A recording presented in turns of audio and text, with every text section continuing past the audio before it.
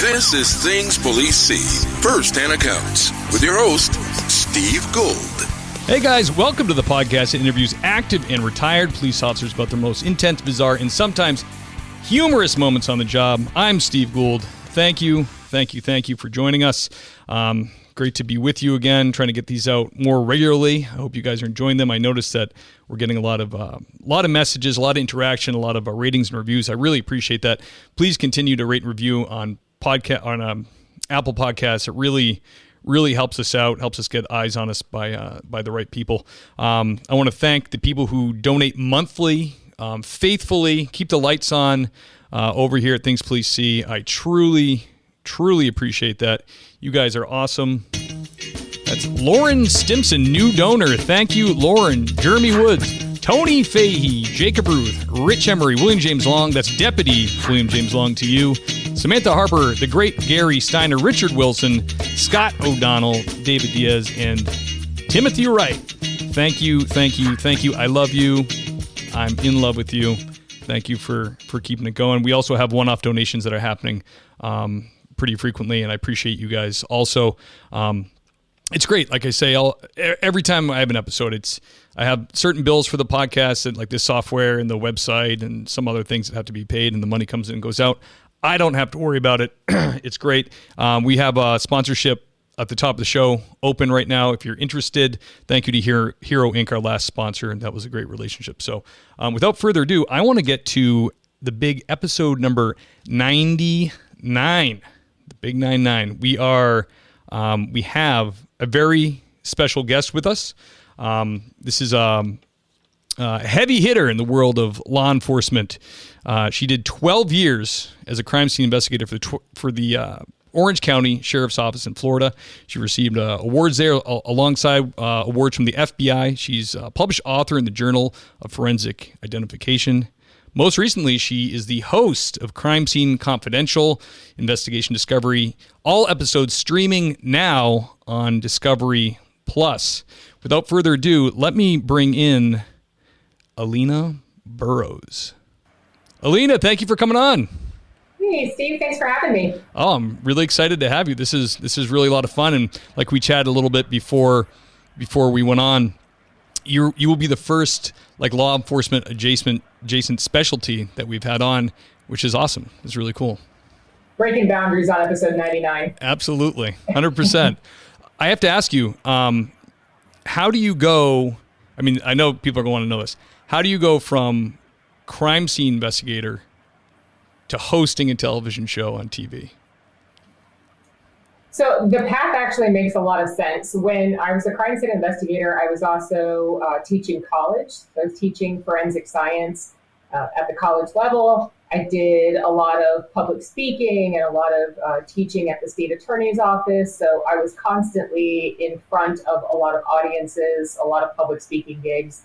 And when you're in front of a lot of people, teaching forensic science topics, it's kind of a natural transition. I think I had a lot of the right people in the right audiences, and teaching people forensic science is my passion.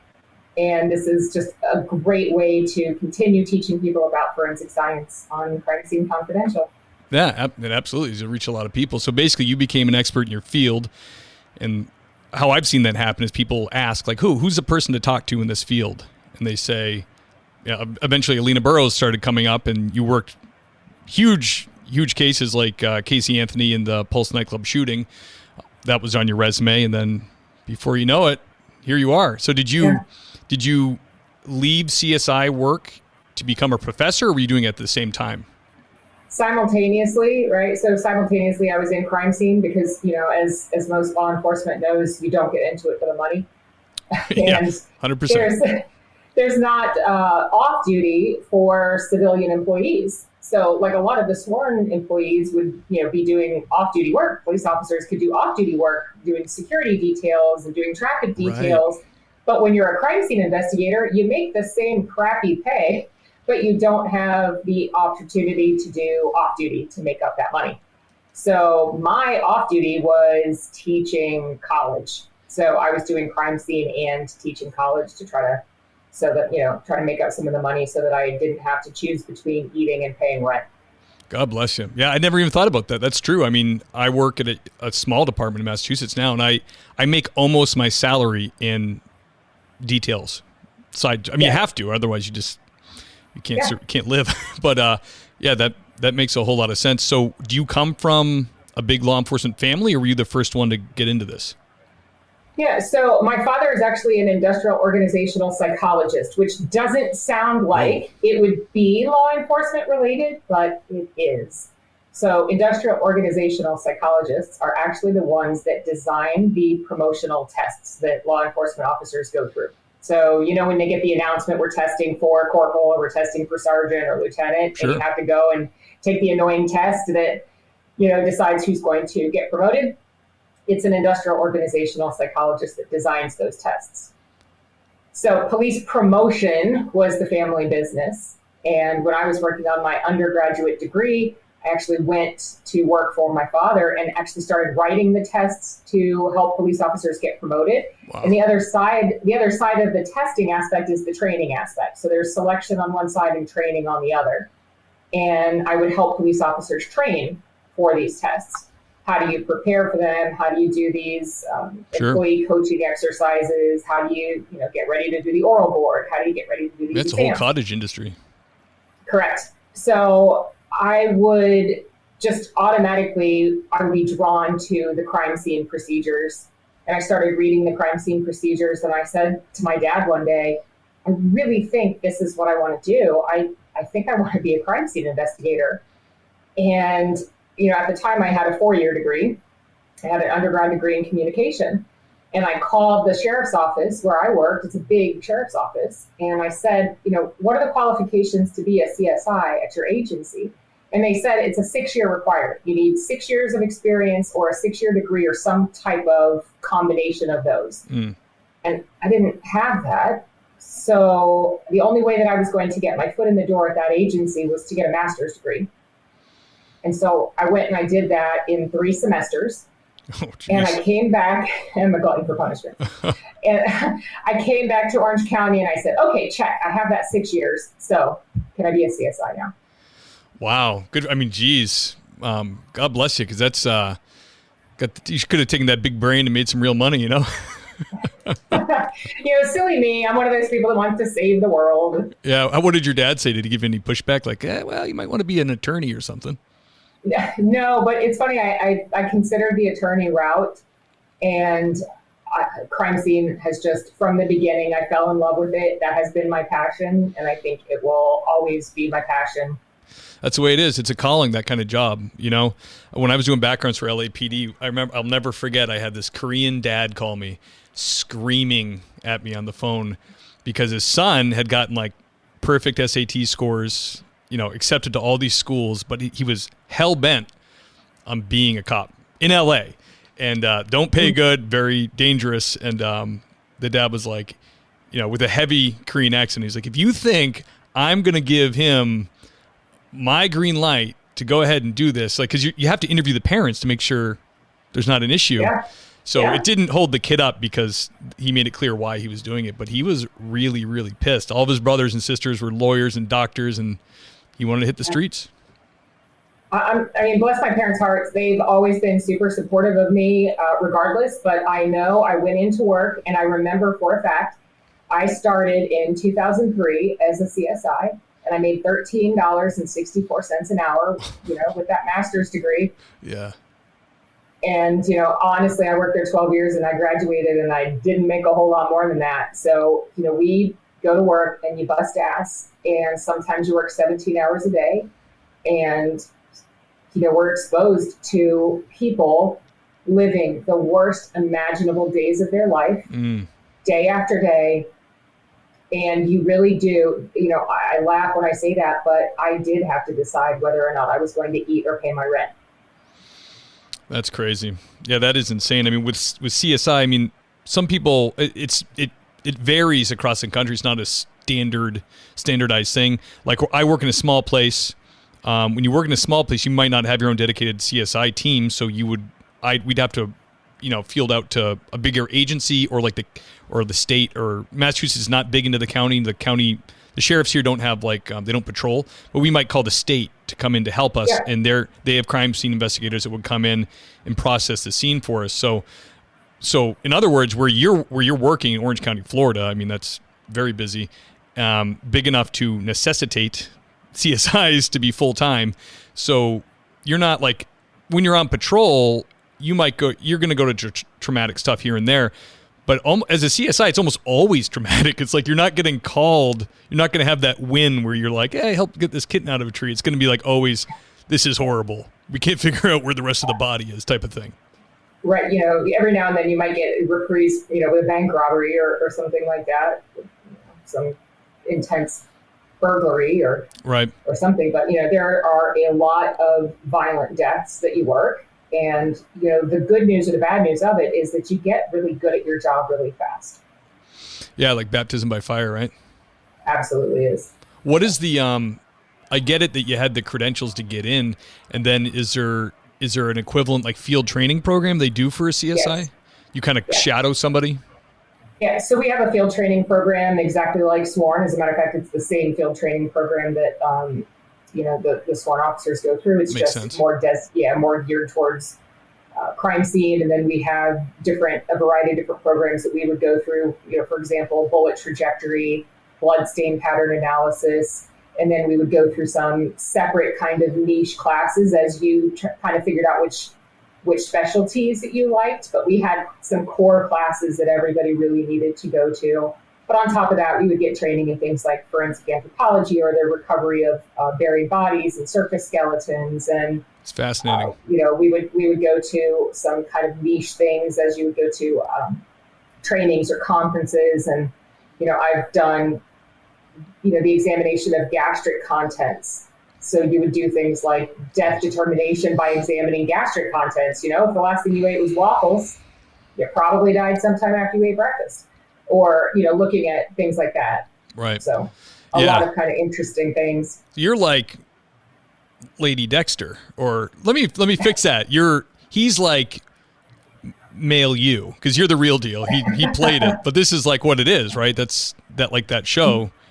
To clarify, I do not murder people. Oh yeah, that portion's not true. Of course. Well, we don't know. You could. We don't know if that's true.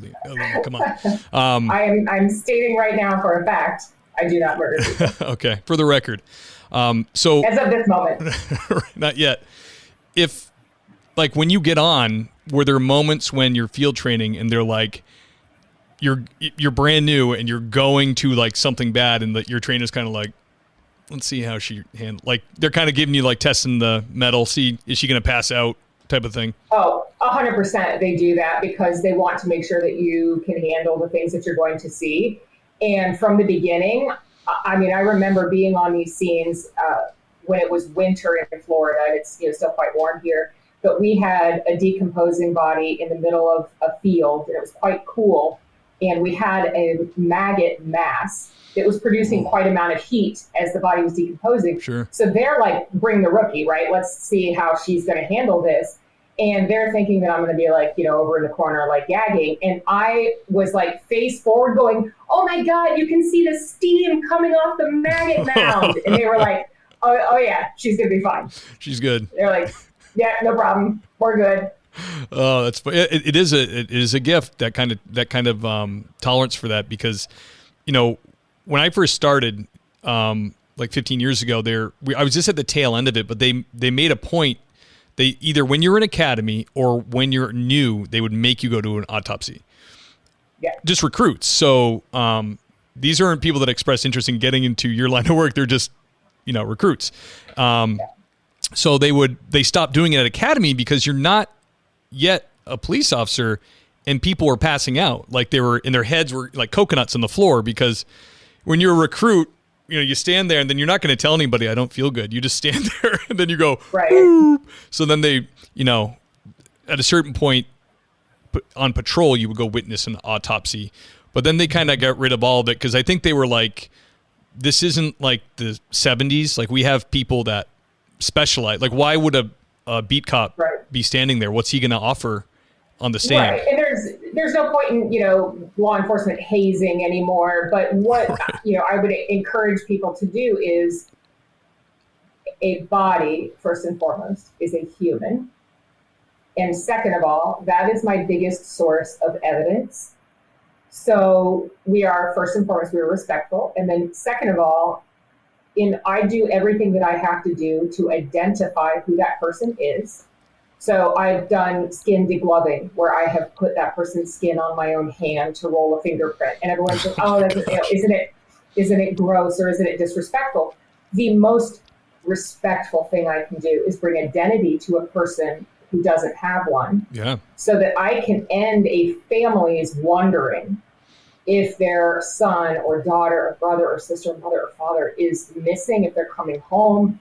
Identity is the number one thing I can do to be respectful. And then that is what starts the investigative process, because we don't know where to go until we know who they are. Then we can backtrack and say, who were they hanging out with? What is the motive? Everything starts with identity. Yeah. So if I have to put their skin on my hand and can roll a print to do that, to get that identity, then I do it. Yeah. Hey, their spirit's been ejected from the body. You're dealing with, the body now. So, wow. I didn't think you would say that, but that's incredible. I didn't even know you could do that. I really loved your quote from one of your episodes for the Casey Anthony interview, when you said, can't always bring them back, but we can bring them home. That was great. I was like, that is really something you can, hang your hat on. That's beautiful. That was a great quote that you had there. You really got, did you work with people who that bothered? Or was everybody on the level? They were all. I think the majority of people that go into crime scene go into it because they know that they have, the stomach for that. I think very few and far between. We had a few that after time in the field, and believe it or not, the average burnout rate for a CSI is very low. It's like 3 or 4 years. Yeah. Just based on what we're exposed to. Oh, I get it. They got to the point where they were like, I'm good, I'm out. So there are people that Peace do it out. for careers, and it doesn't bother them. There are people that I think get to a stage in their life where it makes sense. When you're young and you're single and you're good, it makes sense. And then they move to a phase where they have families and they start to associate more with the victims. And then they go, this doesn't fit into my world anymore, and I'm going to go. Yeah, I've seen that too. I mean, early in my career, I was a natural resource officer, and we had, right before I got on this particular agency, there was a drowning, and the boy, it was like a 5-year-old boy in a pond, and one of the officers had been one of the recovery guys, and nothing ever bothered this guy, I was told. And then, but he had a kid the same age. And he came into the boss's office, and he's like, I got a problem. He goes, the last week, I've been sitting on my kid's bed, staring at him sleep.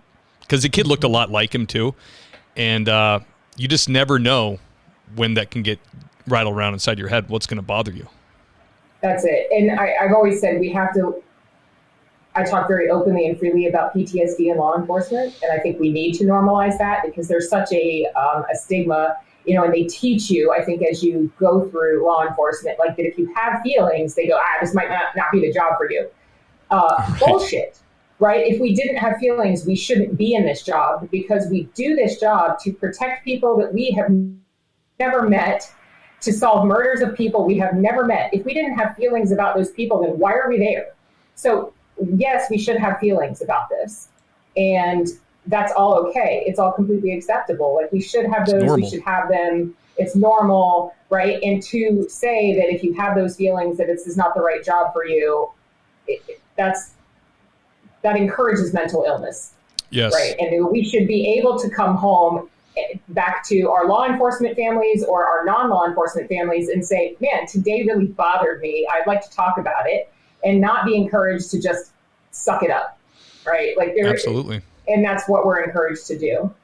So, that's just one thing. But I do talk about that minute you have to separate yourself and not attached to the victim. You can't view them as your mother or brother or son or daughter, because that's a dangerous place. They say empathy can be your biggest tool or your biggest enemy.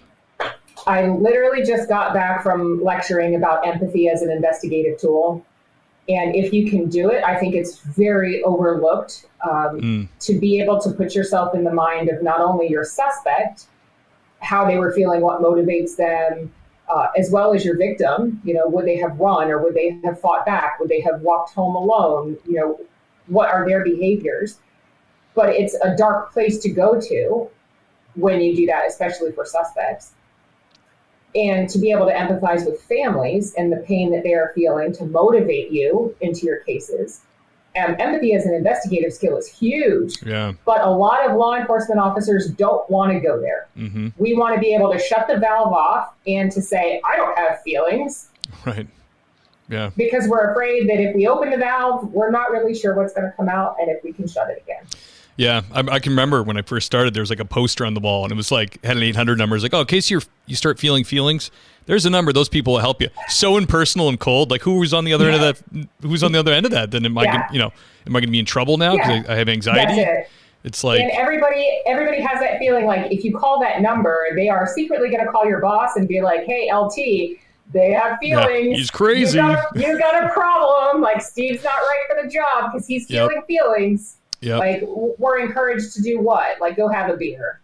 Right. Yeah. The word that does not work for most people. No. When I was very, very young, I bought a sandwich one night from a local restaurant. And then like 2 hours later, was back, and the guy who sold it to me, who I had known for years, dropped dead when they were closing. This girl from the kitchen was out impishly trying to do CPR. Like, basically, she saw CPR on TV and was like, is this it?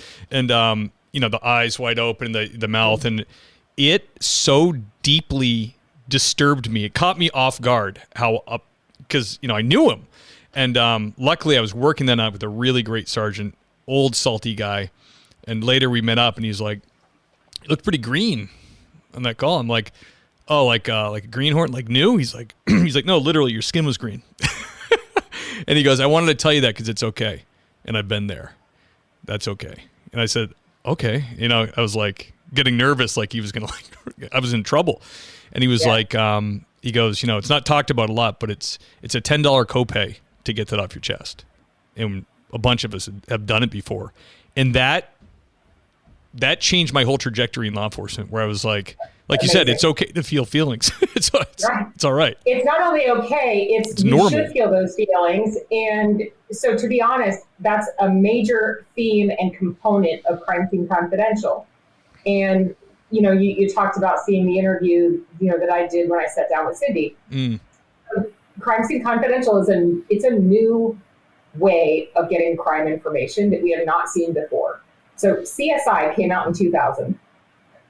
It's now 2022. And this is the first time that we have seen something different from the TV dramatization of the career of a crime scene investigator. Right. So the holograms. Beep, beep, beep, beep, beep. Yeah, I very rarely analyze fingerprints in the air. But 2000 was the first time that people knew that crime scene investigation was a job. They just thought that's what beat cops did as part of their role. And in 2000, people went, wait a minute, that's a thing? Like, that's an actual role in and of itself. Right. It was great, but, CSI brought that out, but it also really blurred the lines between what is forensic science and what's absolute bullshit, right? Right. So everybody was like, cool, but I don't know really what's real and what's not. And now, fast forward, we saw cops, and we saw a lot of police detective shows, and you might have seen a crime scene investigator there, but they were always in the background doing their thing. And now it took until 2022 with Crime Scene Confidential to see, now we're going to watch what actual crime scene investigator, we're going to watch evidence. My passion for crime scene falls in the fact that it does not have an agenda.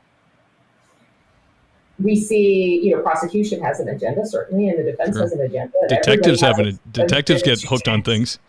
They certainly do, right? Because they are motivated for the win, to close a case, and they get, I could talk for hours about confirmation bias. Evidence is the only thing that either it simply exists or it does not. Mm-hmm.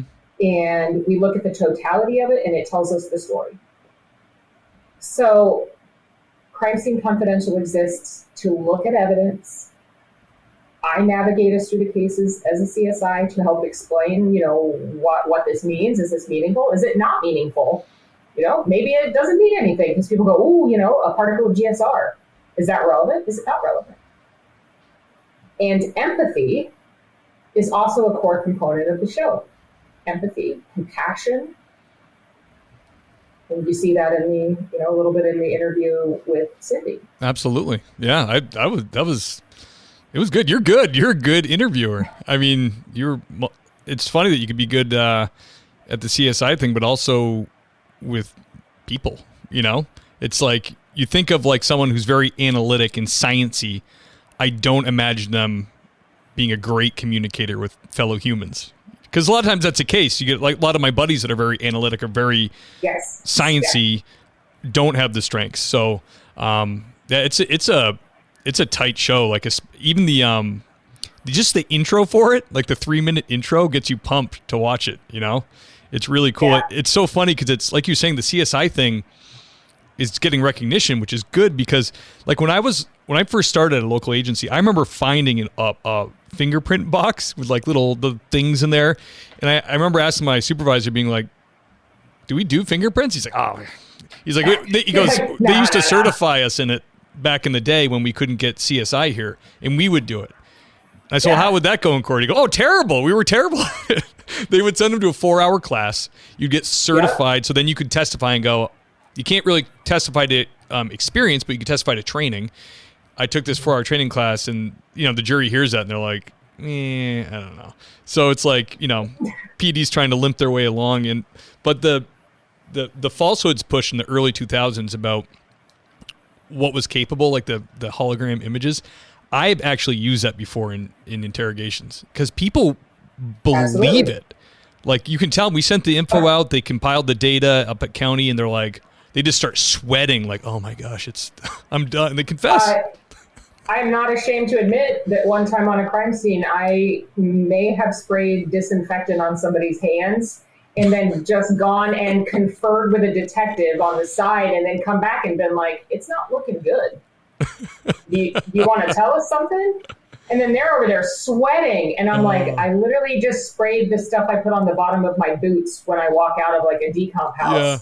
And I'm over there like spraying and then telling them, man, it smells like spring fresh. And that means you fired a gun. So, you got to do what you got to do. Absolutely. Let me circle back to working with detectives. I'm sure there was a time when you discovered evidence, like a detective has a very clear path and he's looking at it and everything seems like it's going a certain way, but then you find something to counter that. Would you get pushback or would they just be like outwardly bummed out, like, or would they get pissed at you? It probably depends a lot on the detective, but most of them would listen to me and be like, okay, yeah, that makes a lot of sense. Right. But, I remember, one distinct event towards the end of my career when they were like, oh, the shooter was definitely standing over here. And I'm like, no, I have casings over here. I have bullet holes over here that actually went through the corner of a building. So it like literally went through this corner, which trajectory wise means it lines up where my casings were, lines up with the trajectory. And they wanted to argue with me on that fact. And there's a few things that you should know about me. I always say what I am thinking, and I'm slightly rebellious. Not to be disrespectful, but I will say what I'm thinking. I get especially when it comes to my case. Mm-hmm. And I was like, hey, how about you leave the evidence to me and you go interview some people. Right. So, I would make it known. But, we always had a really good working relationship, especially with homicide, because we worked so many cases, with homicide. They would always listen. You would think your specialty unit, let them do their job and use what they have. I have a weird question for you, kind of off topic. When I was on Cape Cod, there was a murder in Truro, the Krista Worthington murder. She was murdered by the garbage man. That was the case. Weird move, and I want you to tell me if you've heard of anybody else doing this or if you've done it or your agency. They had the state and like FBI agents were at local stores asking for volunteer DNA swabs, and people were like, no one's going to volunteer to give you. They were looking for, the way it was explained to me, my tiny brain, was somehow not specifically to catch you, but familial. Does that sound right? Right. Familial DNA. Yeah. Would that ever work? Just asking people to randomly donate DNA? I mean, I suppose because they're not going after that person. They're just trying to see if they're related to the person that did it. Right. And as an investigative lead, it would also be good because, you're thinking, hey, if I ask you for your DNA and then you're like, no, maybe you'd be like, maybe we want to look towards that guy or that direction. If you get like really hinked out right away and then start acting squirrely, maybe it's like, maybe we should start looking towards them. Right. Or they're like a sovereign citizen type. Let me put it this way. If it was your community, would you give a voluntary DNA swab for just voluntarily? I would, because I'm not doing anything, but I also know a lot of people that aren't doing anything that just have that belief of, I'm not giving my DNA to anybody because I don't know what it's going to be used for, or I don't want the government to have access to my DNA for no reason. And they're not doing anything wrong. They just don't feel like anybody else should have access to that. Right. Because now Elon Musk is going to buy their DNA and he's going to make his own Twitter robot. I don't know. Right. That robot looks exactly like me. What's happening? It's hosting a crime scene show in China. Yeah, wait a minute. Alina, can you bring us back to the beginning of your career, to the first serious crime scene you went to, and what that was like for you? Like emotionally, was it overwhelming, or how did you handle it? Yeah, so I got a nickname pretty early on. It had to have been in like my first week of field training, and my nickname was the Queen of Death because I got called to so many death investigations. We literally went from one to the next because when you're brand new, they want you exposed to as many things as possible. Sure. And I went from one thing to the next to the next. And I mean, I'm talking about some just crazy far out things. We had a homicide case where a dog was literally the dog had been bringing bones up for a while in like this rural area. Oh, no. And the guy was like, oh, cool. It was like a deer. Or he thought it was, a down deer or something until the very last day when he brought up the skull. Oh. And it had a bullet hole in the back of the head. And this guy was like, that is not a deer. I'm not a scientist, but that is not a deer head. It's like, that's a clue. Right.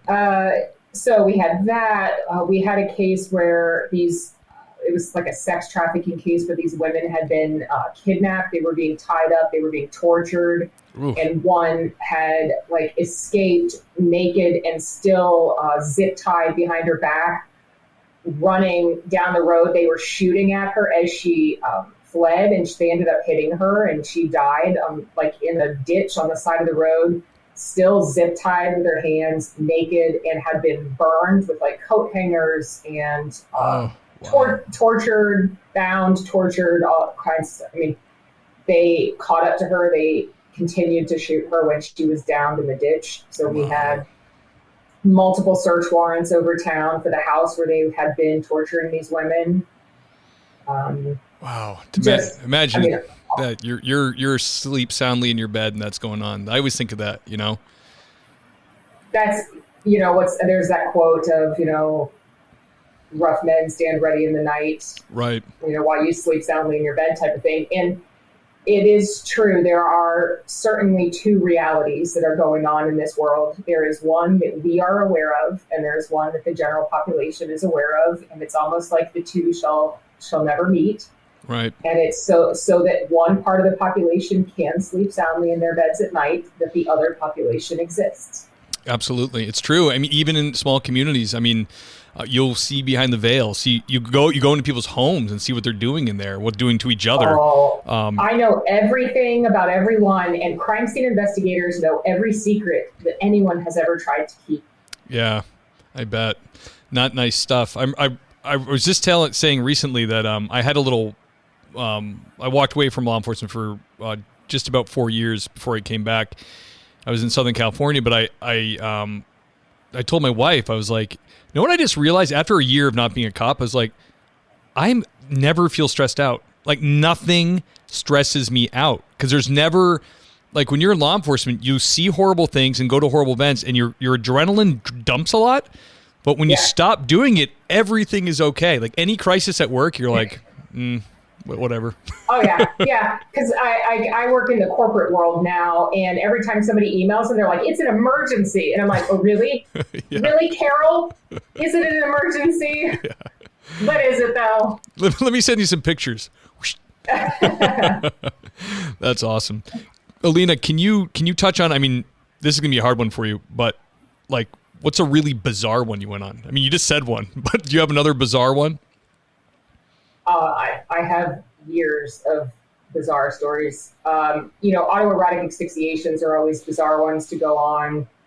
So it's funny. It's also funny and bizarre. So my dad did a ride along with me one night, and Professor Dr. Burroughs.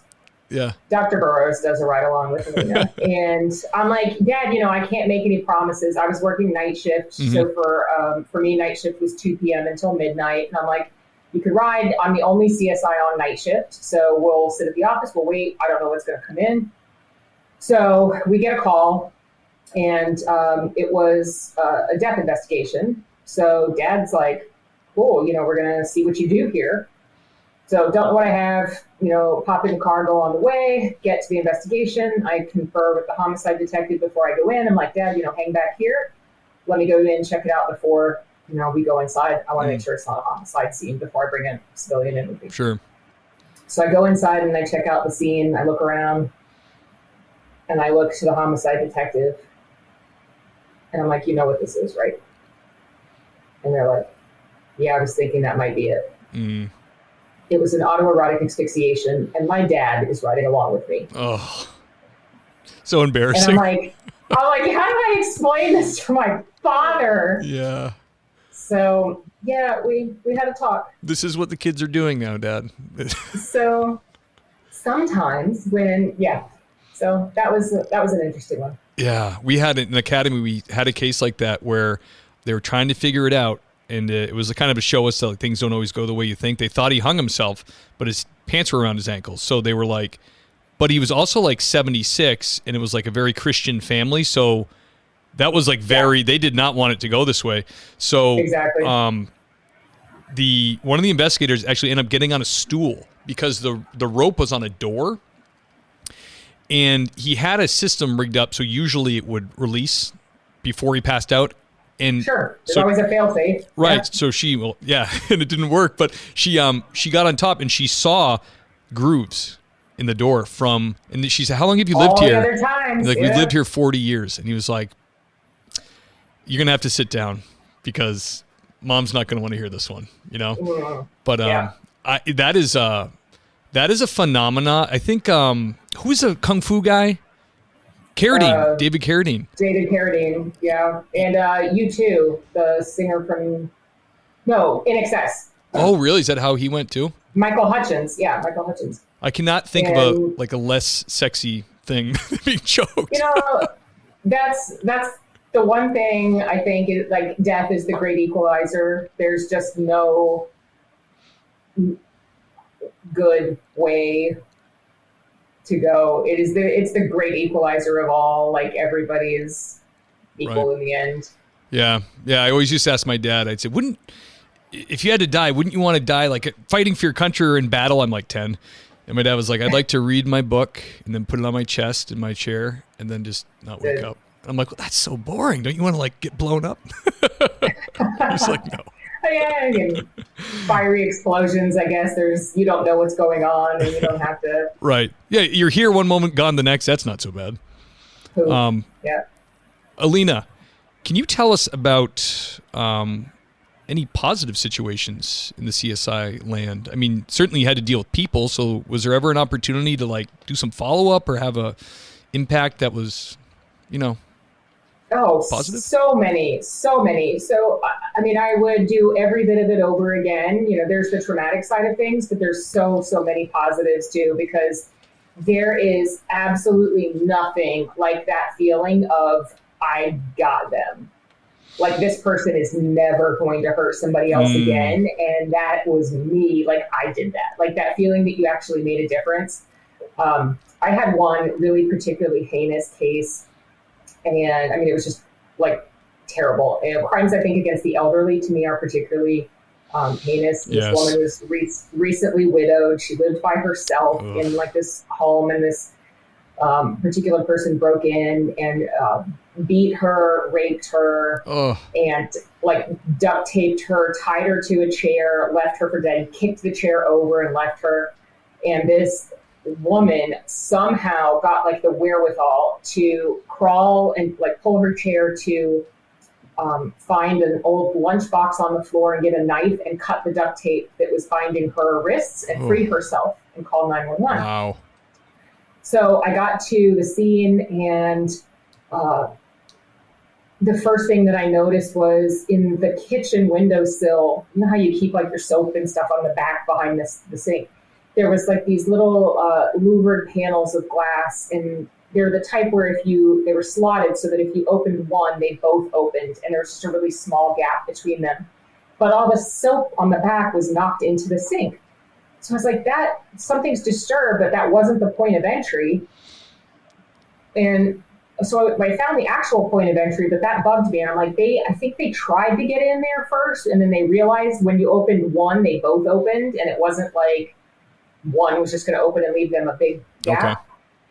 So I processed that glass for prints, and as soon as I did, I got thumbprints on both sides where somebody had put their hands and tried to lift that glass. And like I say, like, the longer you're in this job, you get that spidey sense. Yep. And as soon as I put powder on that glass, I said, this is our suspect. Like, I developed the prints, 4 fingers on one side and thumb on the other, 4 fingers on one side and thumb on the other. Clear as anything. Like, we would say I could read his social security number on them. Nice. And I lifted them and I put them on the card. And I remember walking over to the detective and saying, you're going to think that I am crazy, but these are our suspect's prints. Please take them right now. Because normally when we would leave a scene, we'd take all the prints with us. We'd go back to our desk and fill them out, and they'd go to our identification unit, like, you know, maybe that day or the next day or whatever. I said, drive these right now to the identification unit, because this is our suspect. And he drove them there, and they identified a person that lived a block away that had very coincidentally booked a flight to New York that morning. How convenient. And they had the NYPD waiting for him on the other side of that flight when he got off the plane. Sweet. And so he was found guilty, and he's serving time. And I was just like, yes. Yeah. I wanted to be there when this little got off the plane thinking he was scot-free, nobody was ever going to find him, and to see the look on his face when they were waiting for him when he got off that plane, and he was bragging to his friends that he had gotten lucky that night. He told his friends. What a demon. I mean, how else can you describe him but just evil person? Yeah. Wow. So just that feeling to think that you may have, you know, I can't undo the horrible things that have been done. Right. But I can damn sure make sure that they don't happen to somebody else. Yeah, that's awesome. Wow. So you get some wins once in a while. You get a win, and keeps you going. That's it. Absolutely. Yeah. Alina, can I ask you a little bit about the Casey Anthony thing? I'm not going to get way into it because it's, you know, you've talked about, I'm sure you're sick of talking about it, but the episode is great. What really I thought was really interesting is when you got to sit down with Cindy, the grandmother. I thought it was great because, to me, I was trying to think what you were thinking. Because here you are, the CSI, trying to working to get her daughter convicted of this crime. But also she kind of made that statement about the odor. You know, so you kind of had to wonder, like, how is she going to is this going to be a friendly friendly interview, or is it going to get contentious? So were you a little nervous going into that? I was. So this was a very unique case in that everything that the crime scene investigators did to recover Kaylee could have potentially implicated Casey. So it's very unique in that capacity. Right. And the great thing about being a crime scene investigator is we aren't looking to put anybody away. I'm just looking to find evidence. Just the facts, ma'am. That's it, right? I don't have an agenda. Right. I'm looking for whatever evidence supports whatever happened. But I don't know that she knows that, because I was one of the faces that was continuously in that house. I was serving all of the search warrants at the house, and I was in the backyard for the initial search in the backyard when the canine Garrus hit. Mm-hmm. I gave a positive alert in the backyard.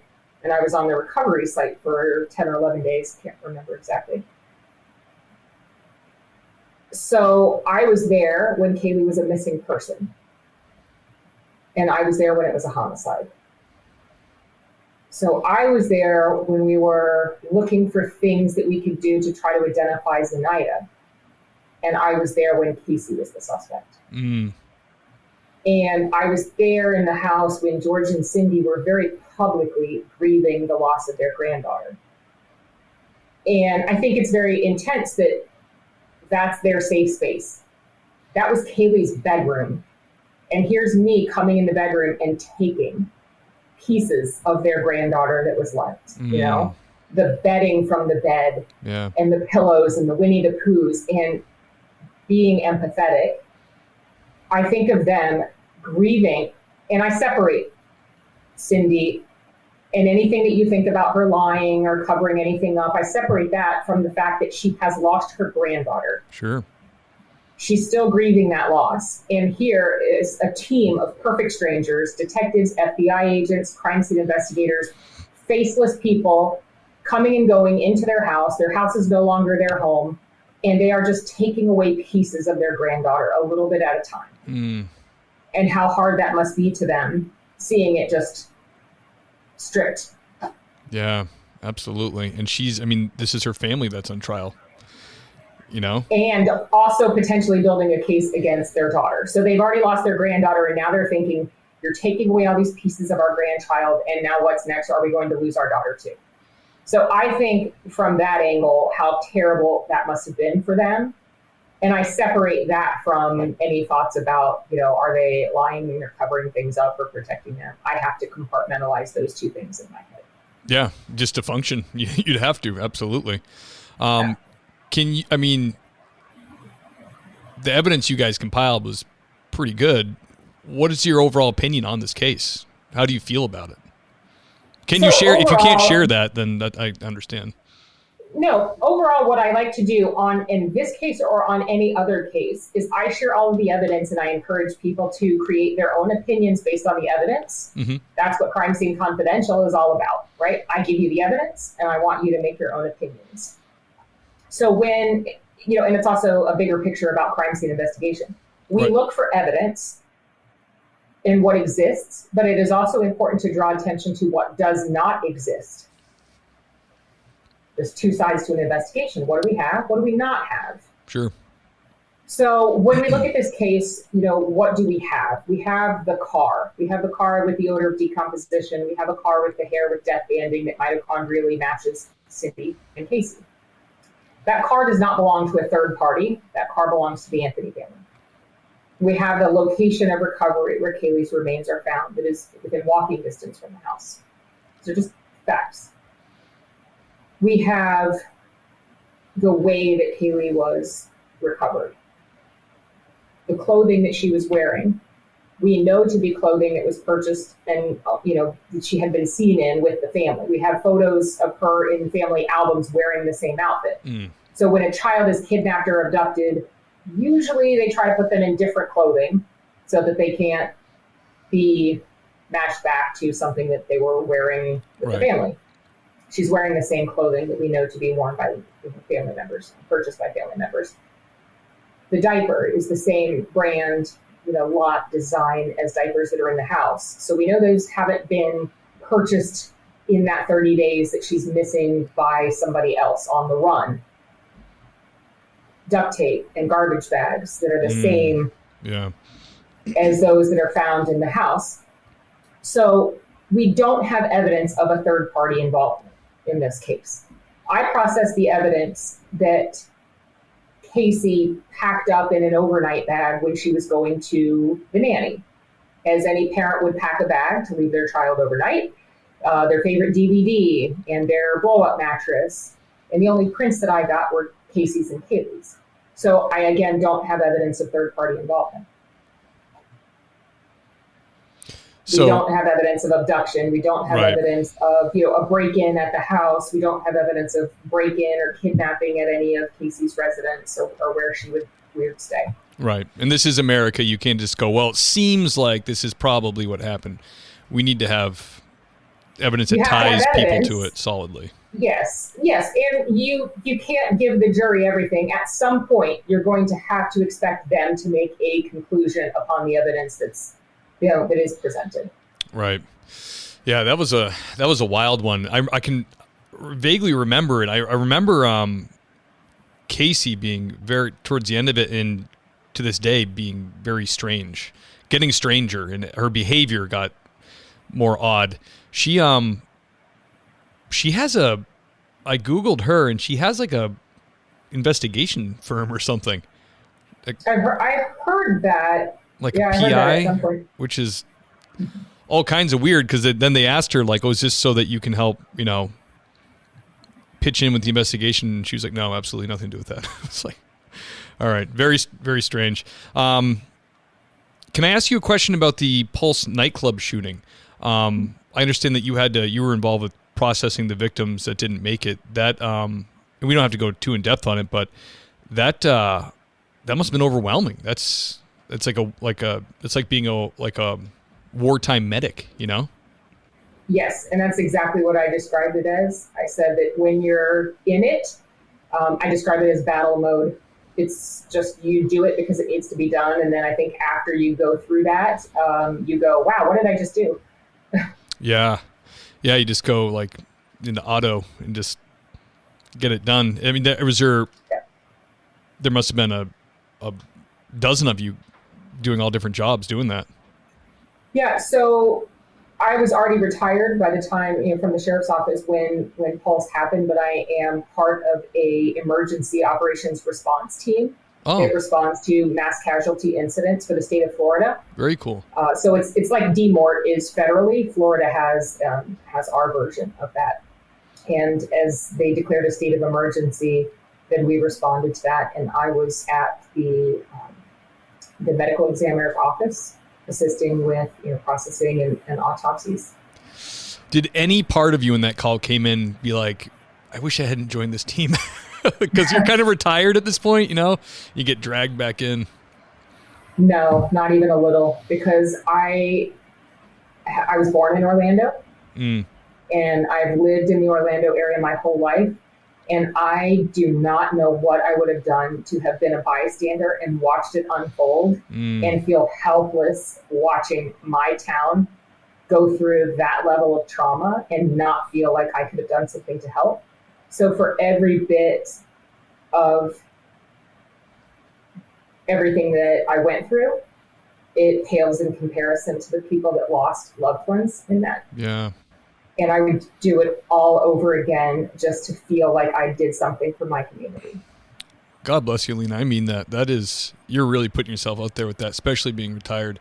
I know most coppers, when they go, they're gone. They don't want any more of that stress. They don't leave their name on any lists. That's phenomenal. I got one more question for you, and it's a popular one. It's like the listeners love it. We have a lot of people getting into law enforcement or are in academy right now. They're looking at what they can do for specialties and fields. And what would you give to the new guy or gal getting into law enforcement for advice, and maybe specifically in the crime scene field? Oh gosh, don't do it. No, definitely. I would say follow your heart, and if this is something that you want to do it for the right reasons. Somebody very recently just asked me for my best advice to give a crime scene investigator. So I will give this piece of advice because I do feel like it is my best piece. Stay in the scene.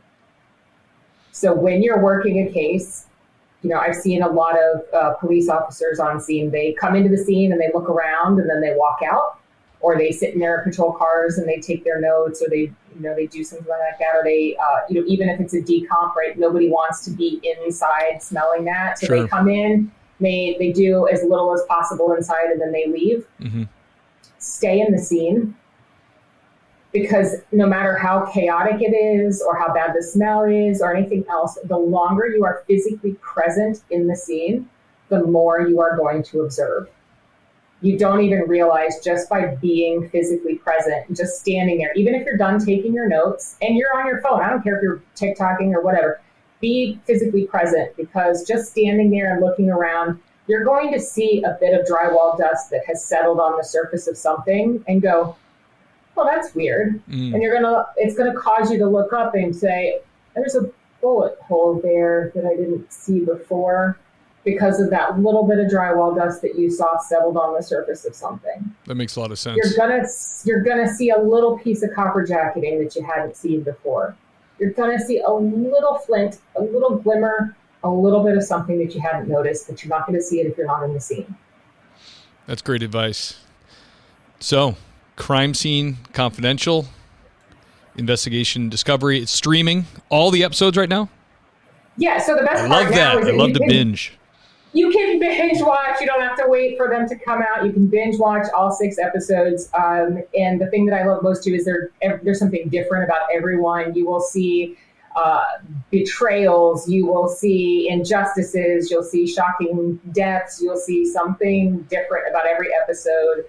They will probably, some of them are frustrating, but frustration leads to action. Right. Awesome. I can't wait. And that's one season right now? Yep, season 1. All right. We're hoping for season 2. Let's do it. That's phenomenal. Let's do it. It's a great show. Alina, thank you so much for taking the time to come on the show. It was really an honor to have you, and I loved hearing about your past and everything you've done for communities. Truly amazing. I'm going to do the outro now. I'm going to throw you in the green room. Do you have a second just to stand by for when we finish up? Sure. Great. Yeah. Hey guys, that was episode number 99 with Alina Burroughs. Holy cow. I think we need to make a habit of having other law enforcement personnel on here, not just officers, because that was really eye-opening and fascinating and insane. So very grateful that she could come on. Don't forget to check her out, Investigation Discovery, streaming on Discovery Plus. Go watch the episodes. So good, so good. Let me see. Thank you guys. Please keep rating and reviewing. If you want to be a guest on the show, please go to thingspolicec.com, scroll down, click Be a Guest, and just give me a quick description of your experience and some stories that you might have from small town. I don't care if there's 500 people in your community to big cities. People love to hear a cop tell their stories. It's fascinating to get behind the curtain there and see what the men and women of law enforcement are up to and what they have to deal with, what they go through on a daily basis in their chosen career. So thingspolicec.com for that. If you love the show, and you've seen all the episodes and you really want to contribute and you want to be read on roll call every episode, go to thingspolicec.com and click donation, and I would greatly appreciate that. So that's it, guys. Till the next time.